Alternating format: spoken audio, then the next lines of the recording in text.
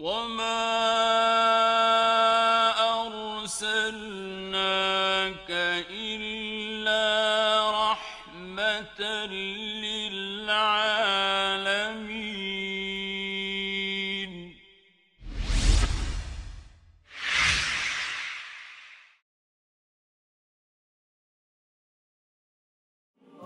Fjalët janë mjeti përmes të cilëve shprehet dhe shpjegohet realiteti. Ato janë burim i fuqishëm që nxit te njeriu ndikimin e ideve dhe ndjenjave nga jashtë. Prandaj, duke parë kaq thelbësore këtë fushë aftësie, qysh nga lashtësia e deri më tani, pa ndërprerë dhe në mënyrë kontinuale, i është kushtuar vëmendje artit të elaborimit retorikës. Gjenialiteti njerëzor ka prodhuar gjithmonë njerëz të aftë, jo vetëm t'i përçojnë mendimet, por edhe t'i thjeshtësojnë ato në mënyrë që të jenë sa më të kapshme. Çdo fushë ose veprimtari e ka qelësin e suksesit të vet. Qelësi bindjes së njerëzve është arti retorikës, e që ndahet ky art në elaborim dhe elokuencë. Veprat e para rreth këtij arti i gjejmë qysh te grekët e lashtë e te filozofët, Sokrati, Platoni, Aristoteli dhe Peripatikët. Kontributin më të madh padyshim e dhanë filozofët e regjionit, e në veçanti ata të Andalusit, Spanjës, djepi qytetërimit mesjetar. Njerëzit më elokuent që i njeh historia për nga ndikimi i fjalëve të tyre janë Maximilien Robespierre me fjalimin e tij në Festivalin e Qenjes Supreme në vitin 1794, Aristoteli Vepra poetika, Ciceroni, Ludwig Wittgenstein, Traktati logjiko-filozofik i vitit 1999, John Kennedy 1961, Winston Churchill, Adolf Hitler 1939, Muhamedi a.s. Nga të gjithë këta, vetëm i dërguar i fundit i Zotit Muhamedi a.s. e ka mjeshtruar këtë art duke vërë në shërbimin e përcjelljes së mesazhit hyjnor. Se sa të efektshëm kanë qenë elaborimi dhe elokuenca e të dërguarit a.s. tregon fakti se sot në botë mesazhin e tij e kanë kuptuar dhe jetojnë me të më se 1,5 miliard musliman. Një dietar bashkëkohor për rëndësinë e retorikës thotë: aftësia e të folurit është e barazvlefshme me adhurimin, ajo e kënaq Allahun.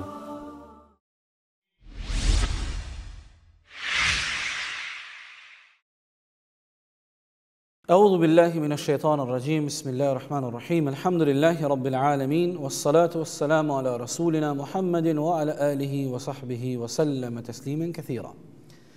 E falenderojmë Allahun fuqiplot, i dërgojmë salavat dhe selame më të dashurit ton Muhammedit a.s. Shiques të nderuar, assalamu alaikum wa rahmatullahi wa barakatuh. Po takohemi sërish në vazhden e emisioneve tona. Sonte do të flasim për një temë që ka të bëjë me elokuencën e pejgamberit ton Muhammedit sallallahu alaihi wasallam. Në emisionet e kaluara jemi duke shpalosur aspekte të ndryshme, të cilat aspekte shpërfaqin dhe shprehin madhështinë e Muhammedit sallallahu alaihi wasallam. S'ka dyshim se oratoria, të jesh i qartë në spjegimet, ligjeratat, porositë tua, dhe në të njëjtën kohë të kesh elokuencë, sigurisht se kjo është pjesë dhe element shumë i rëndësishëm i cili kontribon në formimin dhe plotësimin e madhështisë së një personaliteti, madhështisë së një personi, në këtë rast madhështisë së Muhammedit sallallahu alaihi wasallam. Duke ditur se oratoria së bashku me elokuencën kanë një ndikim të jashtëzakonshëm kur kemi të bëjmë me komunikimin masiv. Bile në kohën tonë moderne kemi edhe institucione përkatëse që merren me këtë art, me artin e ligjerimit, me artin e komunikimit, me artin e komunikimit masiv, që vetëm për vetëmin qëllim që ligjeruesi tjetë sa më ndikues dhe efekti i tij të jetë sa më i madh te ata të cilët prezantojnë dhe dëgjojnë këshillat dhe porositë e personit të caktuar. Kur jemi tek pejgamberi ynë sallallahu alaihi wasallam, Muhamedi, paqja dhe shpëtimi i Zotit qofshin mbi të, s'ka dyshim se profeti ynë Muhammed alayhis salam ishte një orator dhe një gojtar i rrallë. Ishte ligjërues i veçantë. Sqarimet e tij ishin më së të qarta dhe njëherët plot elekuencë. Në këtë aspekt, pejgamberi ynë Muhamedi alayhis salam arriti maksimumin e oratorisë. Ishte i qartë dhe shumë i plot në shpjegimet e tij, në ligjërimet e tij, në porositë e tij, në mejliset dhe kuvendet e tij. Gjatë ligjëratave dhe gjatë hutbeve të tij, të gjitha këto dëshmojnë për oratorinë e rrallë të Muhammedit alayhis salam, për elekuencën dhe stilin e tij madhështor që ai kishte gjatë ligjërimit të tij. Ligjëratat e tij, hutbet e tij gjatë ditës së gjumah janë shembulli dhe dëshmia më e mirë që e vërtetojnë një gjë të tillë. Më lejoni të përmendi një argument në mesin e shumë argumenteve ku pejgamberi sallallahu alaihi wasallam thot utitu jawami'ul kalim. Allahu dhul Jalal i ka dhuru si dhunti Muhammedit alayhis salam një dhunti të veçantë, jawami'ul kalim. E kjo dhunti është se profeti Muhammed alayhis salam ka pasur atë mundësi, e ka pas atë shkathësi, sa që ai fjalit e tij i përpilonte me pak fjalë, po fjalit e tij ishin kuptim plote. Gjatë që sot ne vërejmë ata të cilët komunikojnë, ata të cilët ligjërojnë, kanë problem që të jenë sa më konciz, do të thotë fjalit e tyre të jenë sa më të shkurta, po në anën tjetër të jenë kuptim plote, të jenë me domethënie. Është të vështirë të gjejmë njerëz që me pak fjalë neve na dhurojnë një mesazh të fuqishëm, na japin kuptime dhe dimensione të ndryshme mesazhi i cili del prej asaj porosie. Ndërsa pejgamberi alayhis salam këtë e kishte standarde, e kishte standard këtë metodë gjatë komunikimit të tij, gjatë ligjërimit të tij, gjatë porosive të tij, nga se Allahu dhul Jalal ja ka dhënë mundësinë që ai me pak fjalë me na jap fjali me kuptime dhe me domethënie të jashtëzakonshme. Pejgamberi sallallahu alaihi wasallam në prezantimet dhe fjalimet e tij përdorte lloj-lloj metoda. Domethënë pejgamberi alayhis salam ka përdor stile dhe metoda të ndryshme me vetmin qëllim që të mos krijon monotoninë dhe të mos humbet koncentrimi nga ata të cilët e dëgjonin pejgamberin sallallahu alaihi wasallam. Do të thotë kishte laramani të stilit gjatë ligjërimit të tij, kishte në konsiderat gjithnjë rrethanat dhe nevojat e rastit. Ligjëruesi i vërtet, dhe kjo ndoshta në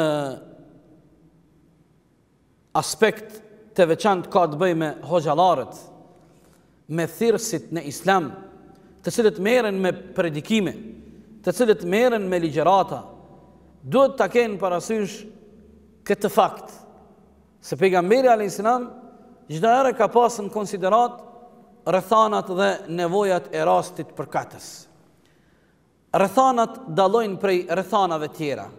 Nevoja dallon prej një nevoje tjetër, rasti dallon prej rastit, andaj predikuesi i vërtet, ai i cili merret me artin e ligjërimit, duhet gjithnjë të ketë këto parasysh, nga se i tillë ishte edhe pejgamberi sallallahu alaihi wasallam. Kur jemi tek fuqia dhe ndikimi i predikimit dhe ligjëratave të pejgamberit alayhis salam, edhe në këtë aspekt Muhammedi alayhis salam ishte i jashtëzakonshëm. aspekti i ndikimit dhe i fuqisë predikimit të tij, mesazheve të tij ishin shumë të fuqishme. Muhamedi alayhis salam tek dëgjuesi përcillte një emocion të jashtëzakonshëm. Saqë shumë prej shokëve të tij thonin derisa ishim me pejgamberin dhe dëgjonim dhe mësonim nga predikimet e tij, ne për një moment sikur ndaheshim nga jeta e kësaj bote. Do të thotë aq ka qenë i fuqishëm predikimi dhe porosit e pejgamberit sallallahu alaihi wasallam. Respektivisht, fuqia e ndikimit të këtyre porosive në zemrat dhe mendjen e besimtarëve. Andaj edhe kjo le të mbetet një këshill që predikuesit dhe ata të cilët merren me artin e ligjerimit ta kenë parasysh që mesazhi i tyre duhet të jetë sa më i fuqishëm, me qëllim që të ndikojnë tek ajo pjesa që ata e lansojnë dhe e lëshojnë porosin dhe mesazhin e tyre. Sot, e thamë edhe në fillim të emisionit, ekzistojnë institucione dhe qarqe të caktuara që merren me artin e predikimit, të ligjerimit, merren me komunikimin e suksesshëm, merren me artin e komunikimit, madje komunikimit masiv. Kemi edhe universitete që kanë themelu fakultetet e veçanta sa i përket komunikimit masiv dhe artit të ligjerimit. Andaj, pejgamberi alayhis salatu wassalam në këtë rafsh, në këtë aspekt ishte madhështor. Posedonte këtë art të fuqishëm dhe është e njohur edhe thënia e tij inna min al-bayani la sihr, ka ndonjëherë sqarimi, spjegimi, predikimi mund ta ketë edhe efektin e magjisë në kuptimin figurativ. Do të thotë predikimi i fuqishëm, ligjeruesi i cili posedon oratori të fuqishme, posedon elokuencë, e njeh mirë dhe është i shkathët në këtë art, në artin e predikimit, ai arrin me efektin dhe dikimin e tij të bëj magji mendjeve dhe koncentrimit të dëgjuesve. Gjithmonë po flasim këtu, nuk kemi të bëjmë me magjin reale, po në kuptimin figurativ. Për ato edhe oratoria ndonjëherë i mahnit dhe elokuenca, një njeri gojtar, një njeri me shprehje të bukura, i mahnit dhe i çudit të pranishmit. Kur them se pejgamberi ynë Muhamedi alayhis salam ka përdor forma dhe metoda të ndryshme të ligjerimit dhe të predikimit, tani dëshiroj të përmendi format dhe stilet të cilat i ka përdor Rasulullah sallallahu alaihi wasallam gjatë fjalimit apo komunikimit të tij me të tjerët. Një prej metodave dhe stileve të Muhammedit alayhis salam gjatë predikimit dhe komunikimit me të tjerët është se annahu sallallahu alaihi wasallam yuhaddithu an-nasa bima ya'rifun. Ai u folte njerëzve me atë që ata e kuptojnë. Ky parim apo kjo metodë, si të duash quaje, është shumë e rëndësishme, që njerëzve t'ju flasim aq sa ata kanë mundësi me kuptojnë. Njerëzve t'u flasim me gjuhën që ata e kuptojnë. I tillë ishte pejgamberi sallallahu alaihi wasallam, nga se nuk ka qenë preokupimi dhe ngarkesa e pejgamberit alaihi salam se si duket ai gjatë ligjerimit dhe predikimit të tij. Mirë, po preokupimi i tij ishte se si ta bartë porosin dhe mesazhin në formën më të thjeshtën, në formën më të bukur tek dëgjuesi, me qëllim që dëgjuesi të jetë në gjendje të pranojë porosin dhe mesazhin nga pejgamberi sallallahu alaihi wasallam. Andaj le të shërbej kjo metodë dhe ky parim si një metodë shumë e rëndësishme për ata të cilët merren me predikimin dhe ligjerimin, kur t'ju flasim njerëzve, ju flasim me gjuhën që ata e kuptojnë, me stilin që ata mundën ta kapin, me metodat dhe format që ata i kuptojnë dhe janë të thjeshta dhe janë të lehta për ata. Të tilla ishin padyshim edhe hutbet gjatë ditës së gjumës dhe ligjëratat e tij. Pastaj pejgamberi sallallahu alaihi wasallam një metodë tjetër që e përdorte ishte se gjatë predikimit të tij, gjatë ligjëratave të tij, gjatë porosive të tij që ai i bënte, ai i drejtohej gjitha shtresave pa dallim.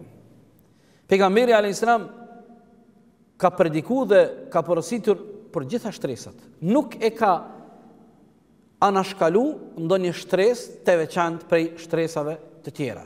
Do të thotë, predikimi dhe porositë e tij ishin universale, ishin gjithë përfshirëse.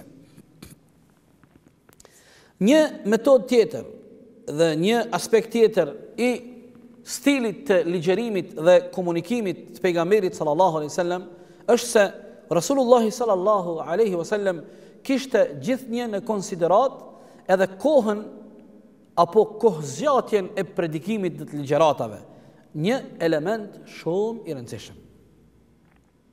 Pejgamberi sallallahu alaihi wasallam në predikimet e tij, në ligjëratat e tij, madje në hutbet e tij, nuk ishte i stërgjatur, nuk i zgjatte ato pa nevojë dhe pa arsye. As që nuk ishte i shkurt, ishte mesatar në marrjen e kohës gjatë predikimit dhe ligjëratave dhe porosive. Më lejoni të përmendi hadithin të cilin e transmeton Jabir ibn Samura radhiyallahu anhu, i cili thot: "Kuntu usalli ma'a Rasulillahi sallallahu alaihi wasallam, fa kanat salatuhu qasdan wa khutbatuhu qasda."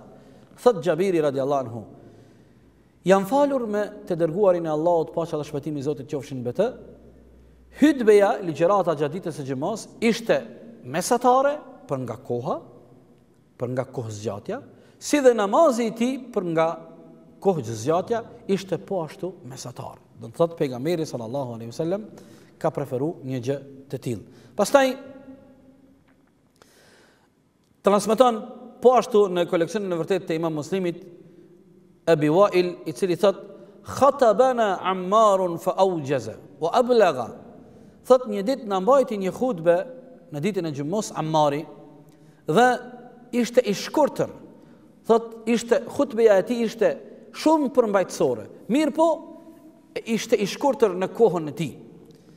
Falamma nazala, kur zbriti nga mimberi, nga hutbeja, i tha Abu Wa'il: "Ah, sikur nuk more edhe pak kohë nga koha jon.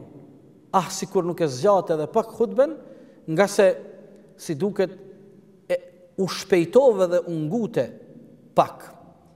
Atëherë Ammari deshi ta arsyetoi veprimin e tij, ju drejtu dhe i tha: "Inni sami'tu Rasulullah sallallahu alaihi wasallam yaqul inna tula salati ar-rajuli wa qasru khutbatihi mi'ratun min fiqhihi fa atilu as-salata wa aqsiru al-khutba wa inna min al-bayani sihra."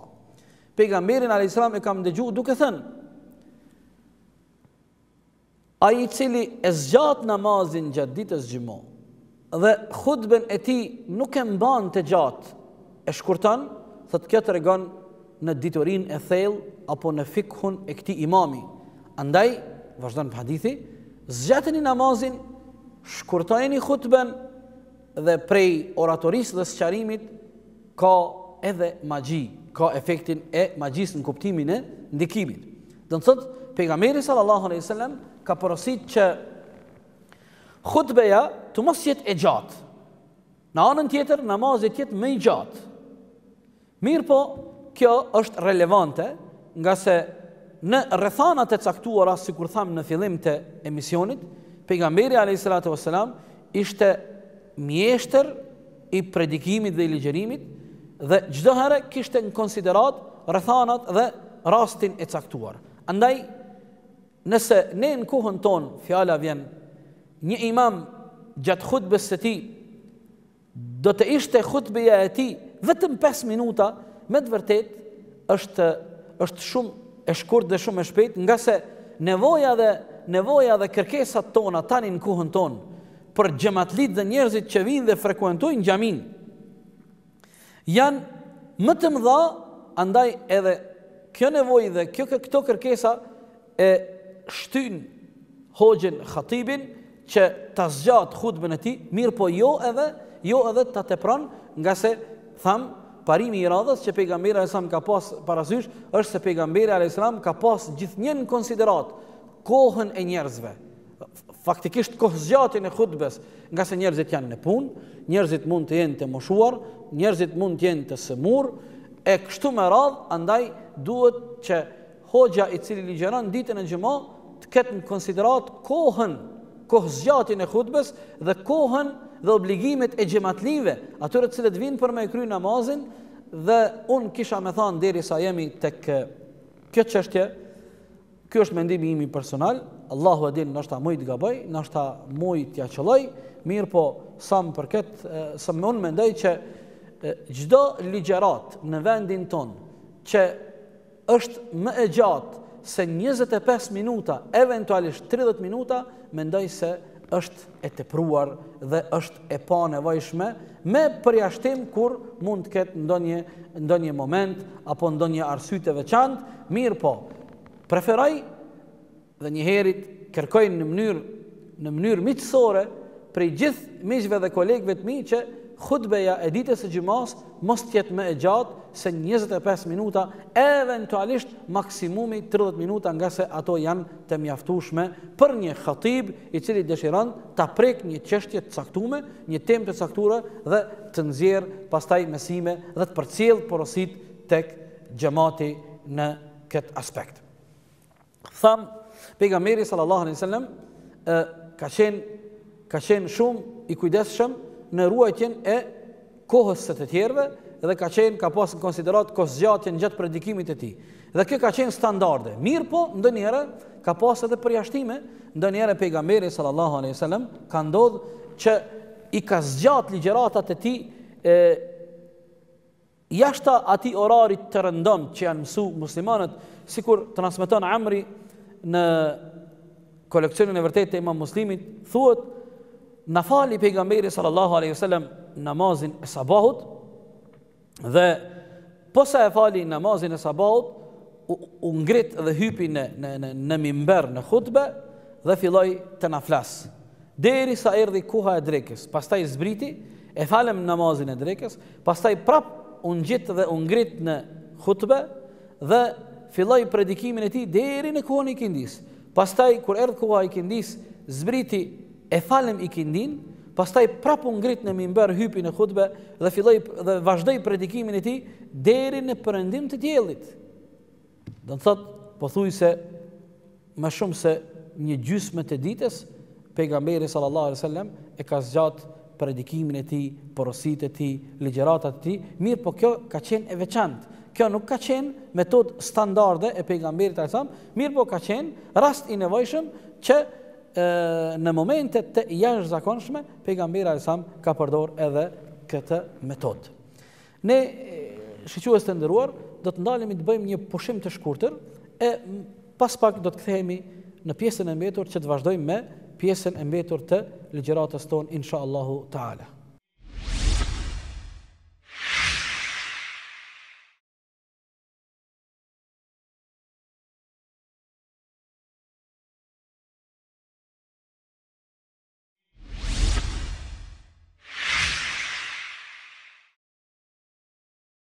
Po kthehemi në pjesën e mbetur të emisionit ton. Sonte jemi duke folur për elekuencën e pejgamberit sallallahu alaihi wasallam. Sikur e tham krejt në fillim të emisionit, pa dyshim se oratoria, sqarimi, predikimi i fuqishëm janë elemente që e kompletojnë personalitetin dhe madhështinë e një personi, dhe pa dyshim se kur kemi të bëjmë me personalitetin e Muhammedit a.s. të gjitha këto ishin pjesë përbarëse e personalitetit e tij, si dhe gjithsesi këto e plotësojnë personalitetin e Muhammedit sallallahu alaihi wasallam, duke patur parasysh sa ishte një gojtar i vërtet, ishte një orator i rrallë dhe shpjegimet dhe predikimet e tij, ligjëratat e tij ishin përplot me elekuencë. Një metodë tjetër që pejgamberi sallallahu alaihi wasallam e përdorte gjatë predikimit dhe ligjërimit të tij është se pejgamberi alayhi salat kur ligjerante i rendit të fjalët e tij një nga një. Do të thotë pejgamberi alayhis salam nuk u ngutej gjatë ligjerimit dhe predikimit, e as që ishte i ngadalshëm që të humb koncentrimin e tjerëve, mirë po fjalët i rëndonte një nga një me një mes, as duke mos u ngutur, e as duke mos qenë shumë i ngadalshëm, me qëllim që fjalët e tij të kuptohen drejt dhe të kapen mirë nga dëgjuesit. Dhe për këtë kemi edhe hadithet, për shembull, e kemi hadithin e nanës së besimtarëve Aishës radhiyallahu anha, e cila thot: "Kana an-nabiyyu sallallahu alaihi wasallam yuhaddithu hadithan law addahu al-'addu la ahsahu." Thot Aisha radhiyallahu anha, pejgamberi alayhis salam kur fliste apo kur ligjeronte, fliste i përdorte fjalët një nga një. Thot nëse dikush kishte me provu me i numëru fjalët e tij, kishte me i numëru pa problem. Do të thonë nuk është ngut pejgamberi sallallahu alaihi wasallam. Pastaj në një rast tjetër thot Aisha radhiyallahu anha: "Inna Rasulullahi sallallahu alaihi wasallam lam yakun yasrudu al-haditha ka sardikum." Pejgamberi alayhis salam nuk ka qenë recitues gjatë ligjëratave të tina sikur ju sot po recitoni. Do të thonë ligjëruesit, ata të cilët merren me predikim. Në këtë rast gjithnjë po kam dëshirë që të porositi kolegët dhe miqët e mi o xhallarët duhet jenë të kujdesshëm dhe shumë të kujdesshëm gjatë ligjëratave të tyre, gjatë predikimeve, gjatë hutbeve, nga se qëllimi i hutbes është të përcjellet mesazhi çfarë përmban ajo hutbe dhe njëkohësisht që dëgjuesi ta merr ato, ta pranon atë dhe të ndikojmë. Andaj nuk është mirë që një khatib i cili e mban hutben dhe ligjeron ditën e xhumë, atë ta bën në formë sikur po reciton, apo sikur e lexon një letër, apo mos themi sikur ata të cilët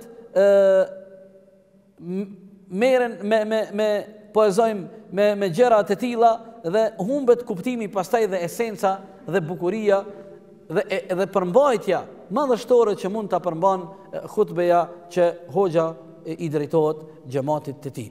Andaj do ta kemi parasysh edhe këtë metodë pejgamberit alayhis salam që gjatë predikimit ton të mos jemi të ngutur, të mos shpejtojmë e as të mos jemi as të ngadalshëm sa që të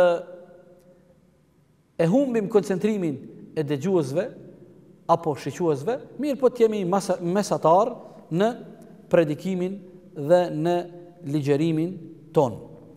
Një metodë tjetër që pejgamberi sallallahu alaihi wasallam e përdorte gjatë komunikimit të tij ishte, apo gjatë ligjëratave të tij, ishte se pejgamberi alayhis salam kishte zë këmbues. Zëri i tij ishte i fuqishëm. Zëri i tij dëgjohej larg. Transmeton Muslimi, thot pejgamberi sallallahu alaihi wasallam, annahu idha khataba ahmarrat aynahu. Pejgamberi alayhis salam kur mbante hutbe i skuqeshin sytë e tij. Wa a'la sawtahu, dhe zëri i tij ishte i lartë, ishte këmbues, ishte i fuqishëm. Wa shtadda ghadabuhu, ndonjëherë edhe hidhrohej gjatë ligjërimit.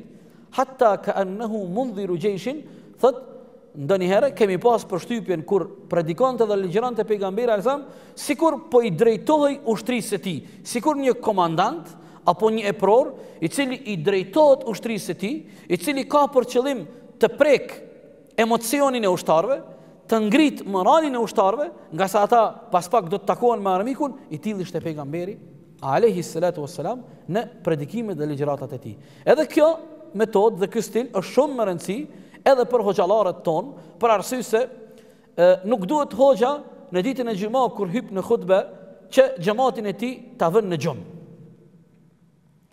Hoxha me stilin e tij, me oratorinë e tij, me metodat e tij, me zërin e tij, duhet tërkohën ta mbaj xhamatin të koncentruar, ta mbaj xhamatin të freskët dhe të mos humbin interesimin nga ligjërata për asnjë çast. Ndërsa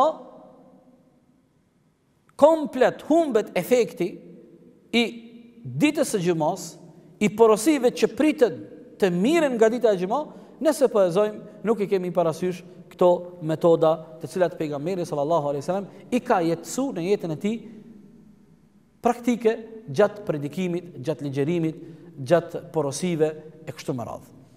Një aspekt tjetër i metodave dhe stileve të predikimit dhe ligjerimit të pejgamberit sallallahu alaihi wasallam është se pejgamberi alaihi wasallam ndonjëherë i përsëritte fjalët e tij nga 2 herë apo edhe nga 3 herë.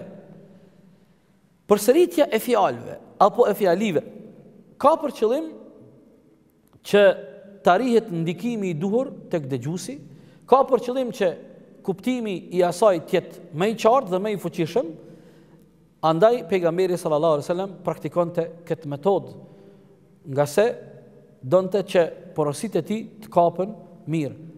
Për ato vërtetohet në librat e haditheve, sikur transmeton Imam Muslimi në koleksionin e tij, pejgamberi alayhis salam ndonjëherë i përsëritte fjalët e tij nga 3 herë radhazi, që ato të kuptohen mirë, që ato të dëgjohen mirë, që ato të nguliten mirë në mendjen e atyre që ishin prezent dhe që dëgjonin porositë e pejgamberit alayhis salam.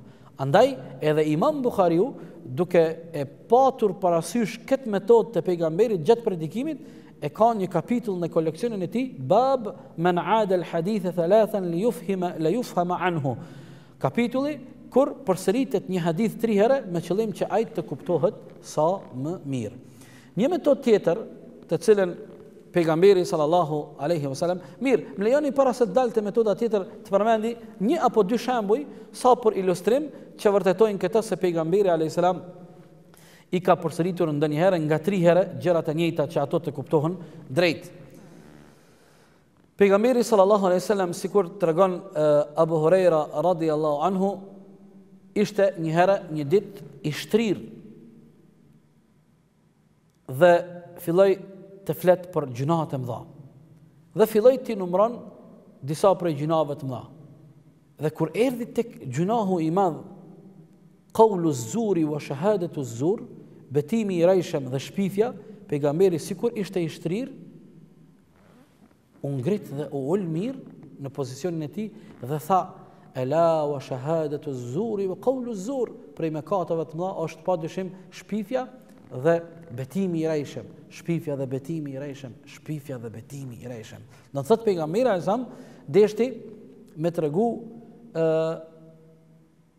sa e shëmtuar dhe sa e rëndë të Allahu dhul xhelal është qawlu zur, është shpifja apo edhe betimi i rrejshëm. Andaj edhe për këtë arsye pejgamberi alayhis salam e përsëriti këtë porosi që njerëzit të kenë vëmendjen e duhur, nga se po flitet për një çështje shumë të rëndësishme. Një metodë tjetër që pejgamberi sallallahu alaihi wasallam e ka përdor gjatë komunikimit të tij është se pejgamberi sallallahu alaihi wasallam edhe gjatë ligjerimit ka përdor gestikulacione, shenja. Duke folur, po e zojmë ka bo me shaj me dorë apo me gisht, dhe përdorimi apo metoda e gestikulacioneve, shenjave, kur të flet, kjo e bën ligjerusin me qenë më atraktiv, pastaj ndonjëherë është formë sqaruese për ato çfarë e thot predikuesi. Predikuesi flet për një çështje të caktuar. Mirë, po ndonjëherë ka nevojë me një lëvizje, me një shenjë, me gestikulacione që ajo të kuptohet më mirë, apo të tërheqet vëmendja e dëgjuesve apo shiquesve. Andaj, më lejoni të përmendi disa shembuj që tregojnë se pejgamberi sallallahu alaihi wasallam edhe kur ishte nevoja të përdorte shenja që të kuptohet më mirë, e bënte këtë gjë. Transmeton Ebu Musa al-Ash'ari radhiyallahu anhu, i cili thot pejgamberi sallallahu alaihi wasallam ka thënë: Innal mu'mina lil mu'mini kal bunyani yashuddu ba'dahu ba'dan. Pejgamberi alayhis salam ka thënë, besimtari për besimtarin është sikurse tjegullat e murrit, të cilat janë të ngjeshura dhe të lidhura njëra me tjetrën, thotë Abu Musa, dhe kur e tha pejgamberi alayhis salam këtë hadith, i bëri gishtat e tij në këtë formë. Kështu i bëri gishtat e tij. Do të thotë sikurse që janë tjegullat të cilat e formojnë një mur, janë të ngjeshura dhe janë të lidhura në mes vete. Andaj pejgamberi alayhis salam kur e lansoi këtë porosi dhe foli se si duhet të jenë besimtarët mes veti, tha innal mu'mina lil mu'mini, besimtari për besimtarin është mjashtu sikur tjegullat që janë të lidhura në mur, dhe i bëri gishtat e tij në këtë formë për me kuptu sa më mirë dhe sa më drejt dhe sa më original ata të cilët ishin prezent duke e dëgjuar këtë porosit pejgamberit alayhis salam. Një rast tjetër fjala vjen, transmeton Sehli radiallahu anhu se pejgamberi alayhis salam ka thënë ana wa kafilul yatimi fil jannati hakadha wa ashara bis sababati wal wusta wa farraja bainahuma shay'a. Pejgamberi alayhis salam në hadithin e Sehlit në një rast tha: unë dhe kujdestari i jetimit do të jemi në xhennet së bashku sikur këta dy gishta. Dhe thot Sehli, pejgamberi ngriti gishtin e mesit dhe gishtin tregues dhe la mes tyre pak hapësirë dhe bëri me shaj. Unë dhe kujdestari i jetimit do të jemi në xhennet afër sikur sa afërsia mes këtyre dy gishtave. Do thot pejgamberi alayhis salam e ka bë këtë gestikulim, ka bë këtë shaj që kjo të shërben si sqarim për porosin të cilën pejgamberi sallallahu alaihi wasallam e ka lansu. Dhe metodat e tjera që pejgamberi sallallahu alaihi wasallam i ka përdor gjatë predikimit dhe ligjerimit të tij. Një metodë tjetër që pejgamberi sallallahu alaihi wasallam e ka përdor gjatë ligjerimit dhe komunikimit të tij është se pejgamberi alaihi salam përdorte stil të atill i cili ndonjëherë impononte qëllimisht kërkim të sqarimit. Pejgamberi alaihi salam gjatë komunikimit, gjatë predikimit, gjatë ligjerimit ka përdorur një stil të veçantë që në mënyrë të qëllimshme i ka detyruar dëgjuesit me kërku sqarim prej pejgamberit sallallahu alaihi wasallam.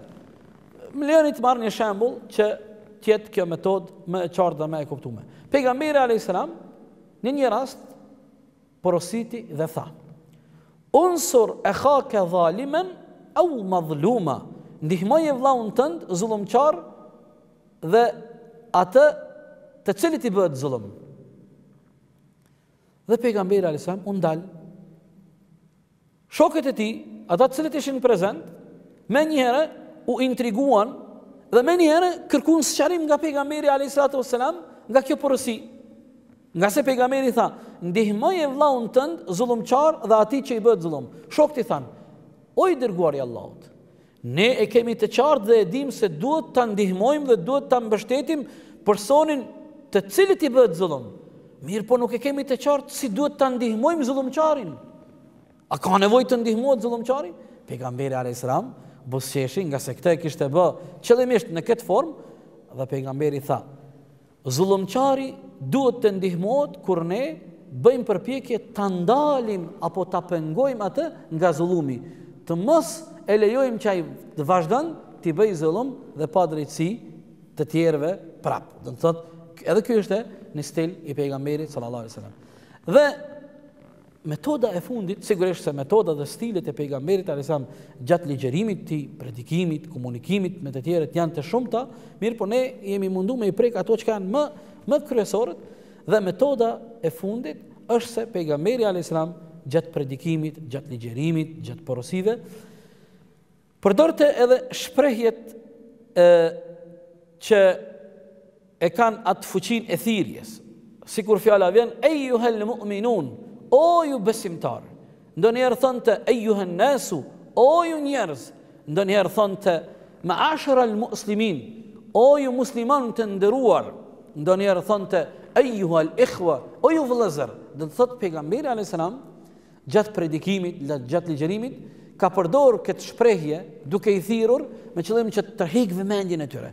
Ne e dimë edhe nga jeta jone e përditshme, poezojmë nëse jemi duke ecur dhe pa prit mos dikush na thirr në emër. O filan, ne më njëherë ndalemi, pavarësisht edhe nëse jemi kon duke bisedua apo duke lexua apo duke e marrë me një veprim, do të ndalemi dhe kjo thirrje na tërheq vëmendjen. Andaj kjo është metodë efektive që pejgamberi alayhis salam e ka përdorur gjatë komunikimit dhe predikimit të tij dhe nuk janë të ralla format e tilla, po i përmendi sa për ilustrim. Për shembull, pejgamberi sallallahu alaihi wasallam thot: eyyuhan nasu tasaddaqu, o ju njerëz, jepni sadaka. Për shembull, një hadith tjetër pejgamberi alayhis salam thot: "Ya ma'shara ash-shabab, man istata'a minkum al-ba'a falyatazawwaj." O ju djem të ri, o rini, kush për juve ka mundësi me u martu, let martohet në moshën e re. Pastaj pejgamberi sallallahu alaihi wasallam në një rast për shembull thot: "Ya ma'shara yahudin, o ju çifut, eslimu teslimu." Pranojeni Islamin, do të shpëtoni në këtë botë dhe në botën tjetër. E kështu me radhë kemi kësi forma dhe kësi thirrje të pejgamberit alayhis salam të shumta në porosit dhe librat të cilat i kanë regjistruar dietarët islam në përmbledhjen e haditheve të tyre.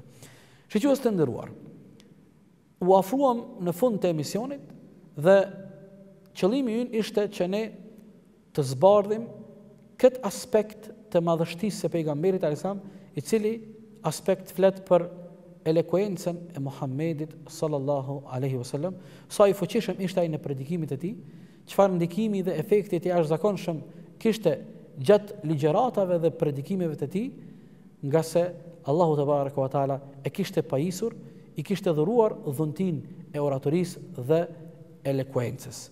Deri në takimin e radhës, miru takofshim. Wassalamu alaikum wa rahmatullahi wa barakatuhu. وما